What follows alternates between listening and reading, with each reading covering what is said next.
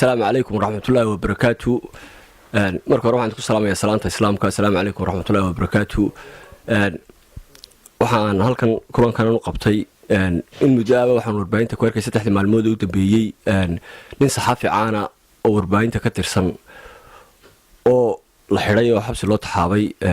ninkaas oo lagu xiray xaq darro arrinka lagu xirayna aan mas'uul ka ahayn ninka waxa lagu xiray wariyaha lagu magacaabo Jimcaale Dayib waxa lagu xiray in uu warbaahin sameeyay waxna ku qoray website kale gabirenews.net waxaan halka ka cadeynay inaanu ninkaasi website ka lahayn oo anagu mulkiyadiisa leeyahay oo xaq la ka ahay ninkaana lagu xiray xaq darro ma garanaysaa ninkaasi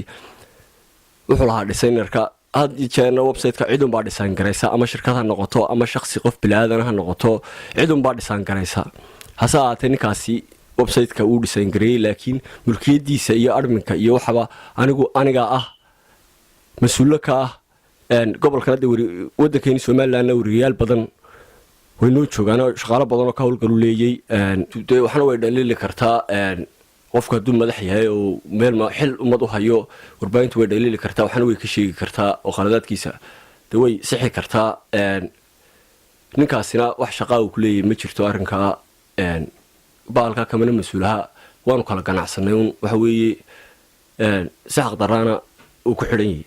contactigaygana uu ku qoray magacayga iyo telefoonkayga aan halkaade qof kasto cadeyntiisa u baahan halka uu ka arki karo